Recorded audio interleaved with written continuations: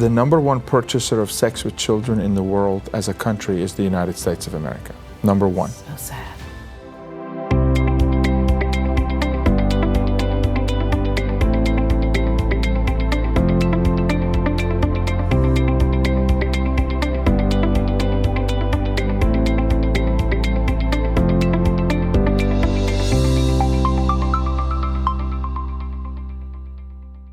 Jaco Booyens and his sister, Ilonka Deaton, are here today. Thank you. Thank you so for much. coming and being here. Thank you for having Appreciate us. you. Thank you for giving voice to a very, very important subject in our culture today. And that's how I feel about Absolutely, it too. yes. It's just critical for us to talk about it, but also I believe lives will be saved physically and of course spiritually as critically important too through our conversation. And so many people that are watching need this information. They need to have it to be able to help others and to protect themselves. But start us off first with growing up in South Africa. Sure. I'm also thinking about your mother and what I've heard, Jaco, you say about how you were really raised to defend people. The woman is a hero. Yes. Yeah. Really she's defended people. Yeah. I would say that she raised us colorblind. Is the best way that I can describe my mom. She's a hippie at heart and loved everybody and wanted everybody to be treated fairly, and she has a servant's heart. And so she raised us with that. And she's still like that today. And raised us with the Lord. There's not a day in our lives that Jesus was not in our home. You're talking about a single mom. My heart for single moms is incredible. Single mothers have mountains to climb daily. You know, I learned later, a kid comes to me in 10th grade and he says, "Hey, just tell your mom thank you." And I said, "For what?" And he said, "For the uniform." And she would buy children's uniforms because we wear uniform at school. The things she did behind the scenes, you know. So it's an attitude of gratitude, #1, and then just see the broken, see the lost, see the downtrodden. It's cultural in our family. It's just how we were raised. Yeah, it's so true what he says. I can remember my mom teaching me that when you make new friends, don't look to become friends with like the popular kid. Don't look for the person that's so popular. Look for the underdog. Look for the person who seems like their wings have been clipped in life. Seek them out and become friends with that person. And really try to instill something good, tell them something positive today and make an impact. Go shine your light in the world today. So my mom is the can-do voice in my head. Like if I struggle with something, she's a no, you can do this. Come on, go out and shine your light today. You can do this. You know, get yourself up, go. I'm for you, I'm with you, God is with you. And she did. I mean, we grew up in a Dutch Reformed church. And even though there was a lot of legalism still in the Dutch Reformed Church, Mom did not let the sun set without calling us all together, you remember this, and saying, "Everybody get around my bed, we're going to kneel, we're going to pray, and we're going to read the Bible." And we would read the Bible together. And a lot of it, you know, when you're a 4 or 5 year old, you don't understand Psalms and Proverbs, but Mom would make it applicable because she's been a language professor for most of her life and a teacher. So she could take these very big stories in the Bible and really make it applicable, you know, to our daily lives, or what he just went through in sport today, or what I just experienced in singing in that moment, or what I'm struggling with. And I'm very grateful for that because it really, she discipled the verse in the Bible where God talks about that if you really teach your children in the ways of the Lord, they will grow up, you know, to continue in the ways of the Lord. They won't walk away. And I saw that firsthand in my own story with being raised like that, being separated from God for a period, and then coming back to the Lord. So I would not have had that if it wasn't for my mom doing what we were talking about here. Yeah, and so what is you were alluding to, so what is your story? What happened that kind of changed everything? Sure. So as we're discussing, we were raised in a single parent family home. We actually have an amazing dad. Our dad was a pilot in the Air Force and suffered PTSD from that, and just unfortunately became an alcoholic. And Mom and him separated because it was an unhealthy environment for us to grow up in. Jaco has more memories of that because I was very, very young when they separated. And it created an atmosphere where Mom had to really work hard to provide the way that she wanted to provide for us. Because Mom grew up in a home that had both parents. And I mean, until they died, they were married. And that kind of brokenness really grew, the abandonment and brokenness in my heart grew to be a very, very trenched hole that I tried to fill with wrong friends and especially with music. I was just blessed to be able to sing. God has gifted me with a voice to sing, and I love doing that. And at age 12, I won a national singing competition and won it, and then got signed to my first record deal. What I didn't know at the time is the person that recruited me for the competition was a teenage girl who was a recruiter into a human trafficking environment. And I'll circle back to that. I just want to put that out there. Yeah, how would you know that? Right, you wouldn't know that. About a year into my first contract was the first time that I was sexually violated by my music manager. And after that happened, he threatened first to kill my mom and then to slit my brother's throats. Now, because we didn't have a dad in the family, Jaco picked up a lot of that weight to kind of step in when Mom was working, or, you know, take care of your two little siblings because we're 6 years apart and we have another brother. You need to step up and help. And he absolutely did that. But it's a weight that wasn't really his to carry, right? Because that's for a parent. But Mom did the best that she could within the situation that we had. And there's no way that she could have known that this music manager who showed up as someone who cherishes her daughter's talent, wants to help me for the first year, really sewed into my life. I learned so much about the music industry, good things from my music manager the first year before he ever sexually violated me. But I didn't know that he was grooming Mom and me and the family to trust him. He wanted us to trust him so that Mom would allow him to take me alone to a rehearsal, to be separated from my mom. And it was the very first time that I was separated from my mom, where she didn't take me and he picked me up, that I was sexually violated, because there was a window. And I saw that day evil become silent. And I don't know if you've ever experienced that, if you've ever been in a situation where you know something is evil but it becomes silent in your presence. It is the most terrifying thing I've ever experienced in my life, and I never want to go back there. After he said that he was going to kill my mom and my brother, they're my lifeline, I could not imagine a world without them. I made a split-second decision that I would protect them. And you're 12 at this time? Yes. Mm-hmm. Which is understandable then, you don't right. Which I know where to don't go. want anything to happen to them, right? Yes. Hoping to God that this was not going to happen again to me, but I don't want anything to happen to them. So I made a promise of silence, and he drove me home. I wasn't taken across a border.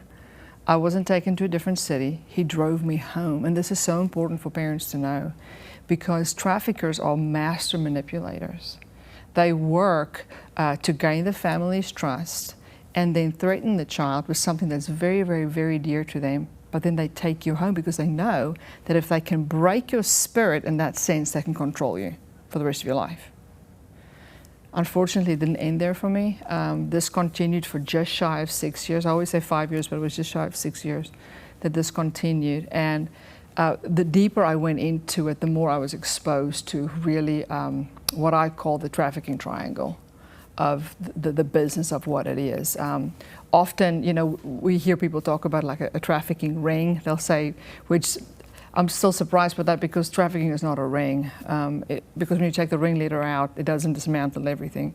It's a tiered level system where traffickers report to someone that's higher up than them, more like a mafia kind of a structure system. It's very organized.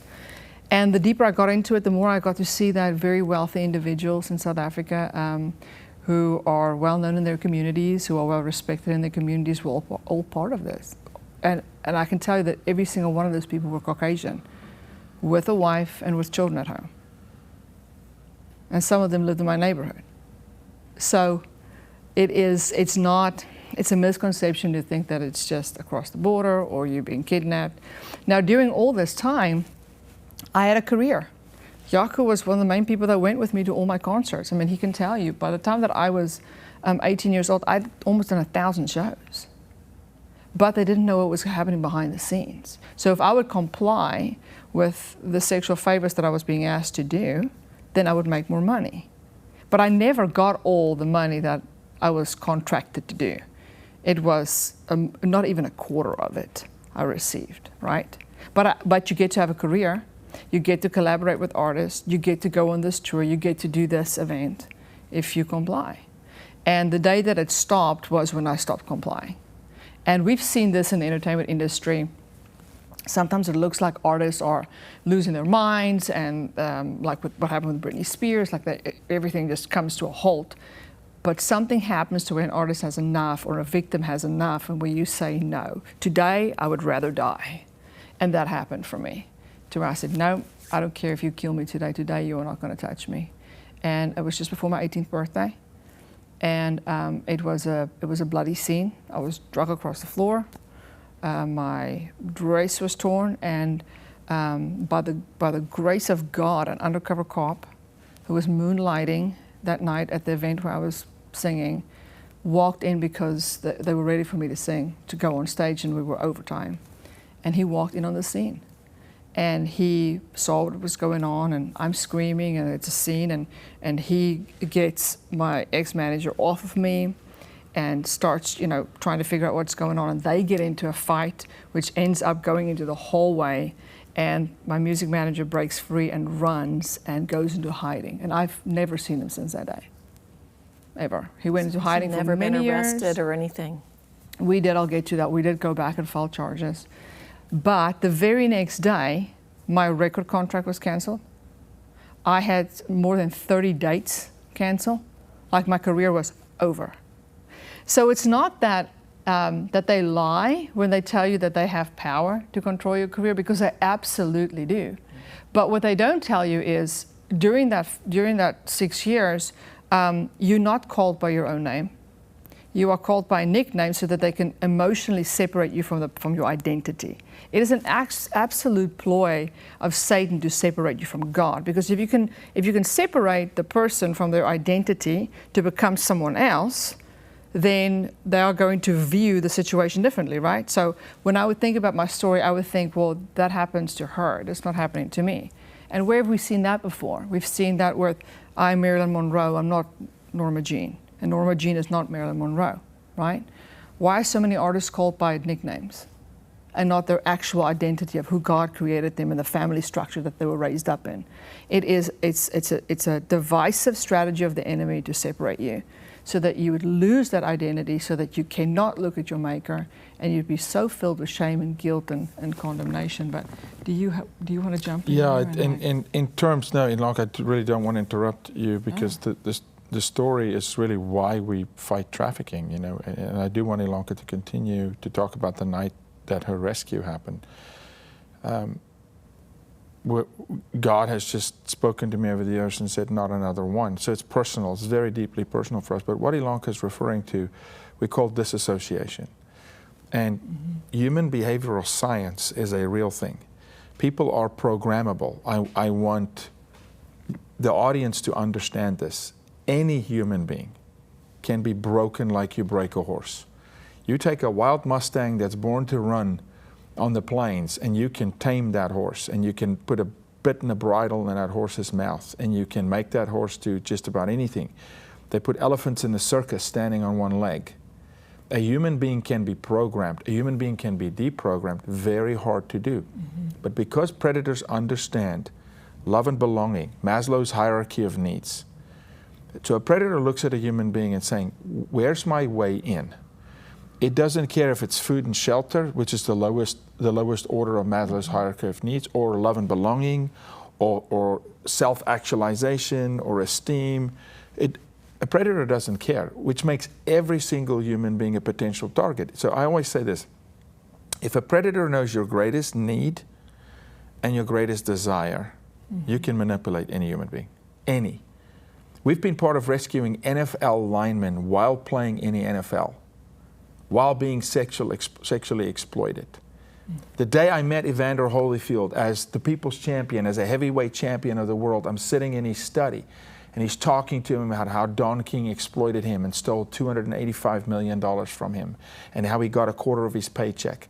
People do not understand how you can exploit human beings in broad daylight. The perfect slave is a slave that walks around in everyday culture that's complicit to the act that's forced upon them. That's a perfect slave. Kidnapping a human being stops a community. When a child goes missing, a community stops. The dogs come out, the lights go on, the cops come. Predators don't like that. They don't want attention. They're ultimately cowards, so they take time. So what Ilonka's talking about is very early on. Guys, if you don't mind, mention his name. Sure. His name's Mike. Separated Ilonka from God first. Her anchor was my mom. Her faith, but they take time. They work, they make a significant investment. I wish Christians would make the kind of investment to win a soul for the kingdom. That's right. To the level that a predator is willing to make an investment to steal a soul from the kingdom. They make significant investment. It's time. They deliver on promises. They delivered on promises. Ilonka received a record deal, went in the studio, collaborated with artists. It's so coercive, which is why today the definition is human trafficking is the exploitation of persons through the mechanism of force, fraud, and coercion. Right? So if you think, people ask me, Jaco, can you really coerce a person to be silent? Why do victims not speak up? Under 1% of victims know that they're victims. Right. It's Under 1% of victims self-identify as victims. Yeah. You want to know the power of coercion? They shut the world down in 2020. The world. They closed your church. They told you can't worship or you're going to kill grandma. Coercion is powerful. They shut systems and governments down with messaging.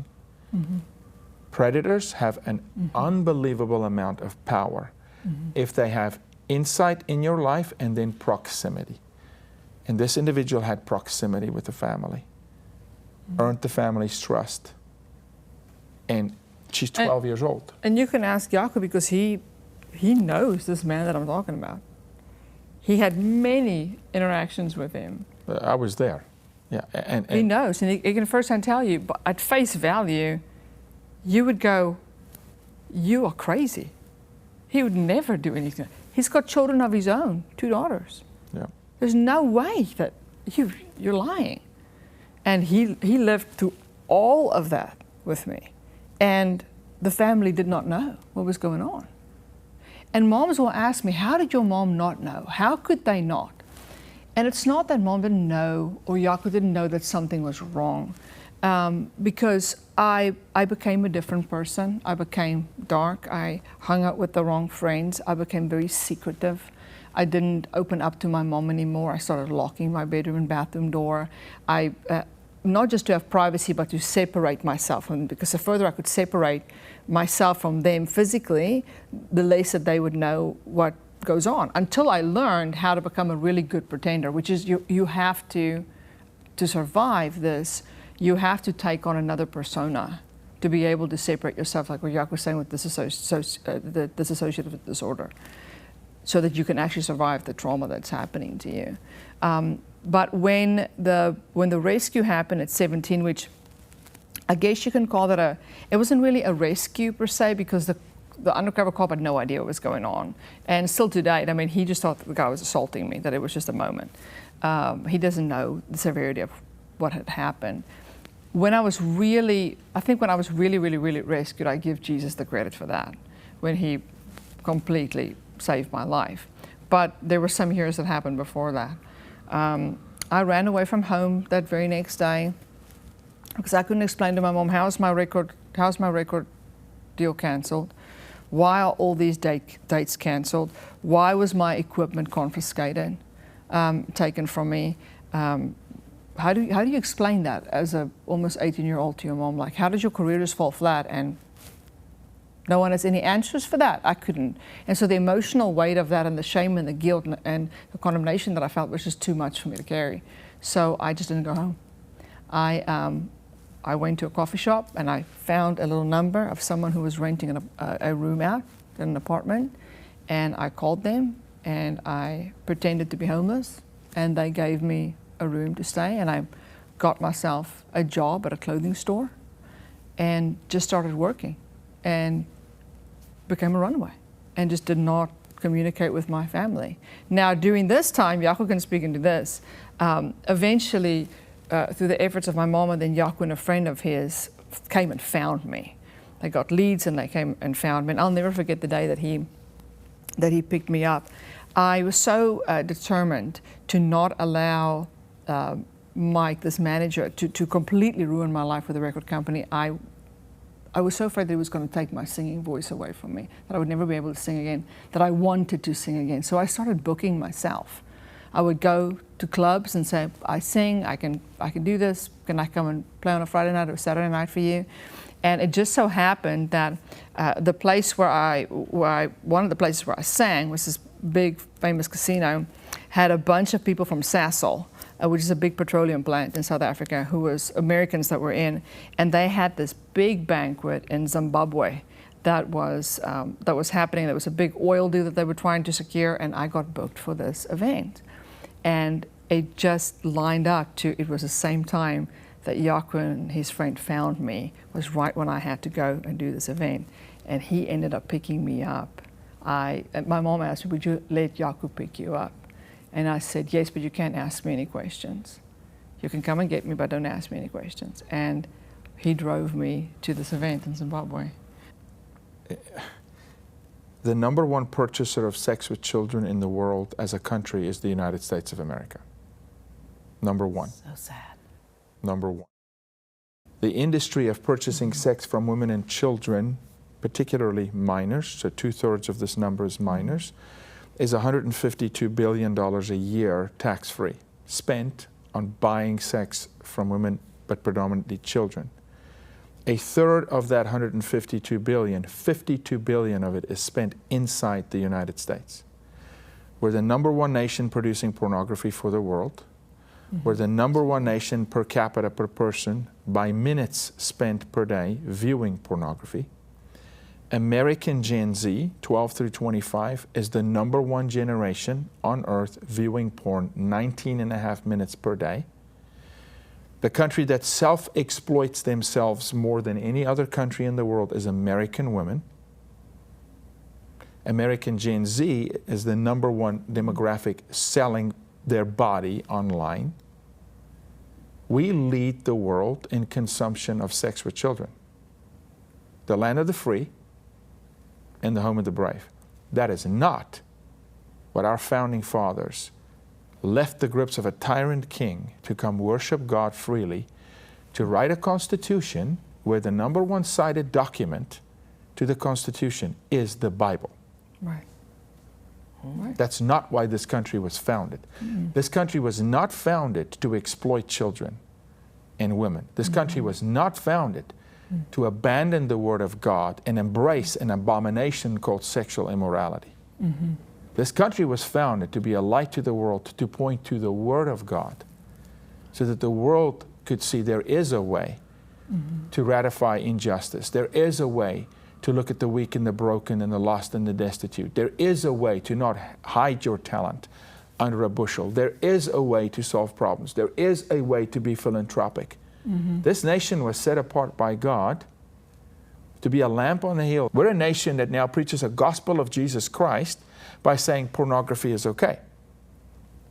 Yeah. That is one of the major and abortion. problems. Yeah. Is people Pornography- say pornography doesn't matter. Pornography, without question, pornography is the entry drug to human trafficking. I've not in 30 years, 1994 is when this happened to Ilonka. That's 30 years ago. 30 years we've been having this conversation. 20 years in the United States. There's not a single pedophile I've ever met in my life that's not addicted to pornography. Yep. There's not a single trafficking victim that did not have to view pornography by force to learn what to perform. Pornography is the entry drug. Any human being that consumes pornography is feeding the beast. Remember, economy works by supply and demand. They provide children for sale, for sex, because the American culture demands it. When we talk about 500,000 children lost across the border into this country, and people are all up in arms and they, can you believe it? And this administration and that administration, I always say, pause. Who are they selling those kids to? American men. We're typically married and have So families. Scripture comes to mind. Look at the log in your own eye before the splinter in another. We can signal to the world. We love being philanthropic and saying we're going to fight trafficking in Cambodia and in the Philippines. We have fought trafficking in 56 countries around the world. And in 2013, God spoke to me and said, you will focus on the 50 states in the United States only. Because this is the root of the evil. Wow. Mm-hmm. The average buyer of sex with a child is an American male that's a father of 2 that's married that earns north of $100,000 a year. Yeah. Yeah. Who's that profile? A third of our society. Right. Horrific. America needs a heart transplant. This country has lost its identity. You're looking at a country that has a massive identity crisis, a country that has lost vision. And God says a people without vision will perish. Do you know that there's not a single culture in recorded history that embraced sexual immorality with children that survived 3 generations? The Roman Empire fell because they had sex with boys. The men had sex with boys. That's right. They didn't sleep with their wives. They slept with their wife to produce an heir. They slept with boys. Queen Esther did not see her husband for 30 days. The Mayan culture, the Persian culture, the Asian culture, all of them fell because of sexual immorality with boys. Do you know when our 3rd generation is?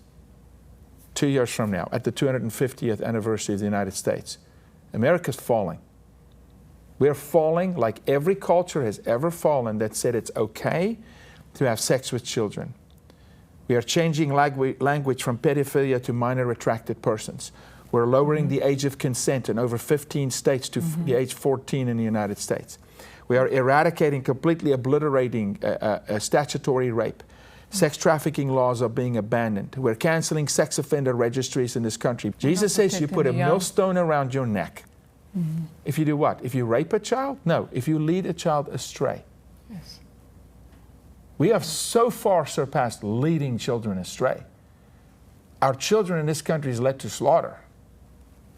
Sexual brokenness. And Ilonka will tell you, when a child is broken sexually, it is an act of God alone to pick that human being back up and restore that human being. The greatest success story I've ever seen in my life, coming from sexual brokenness, is this woman.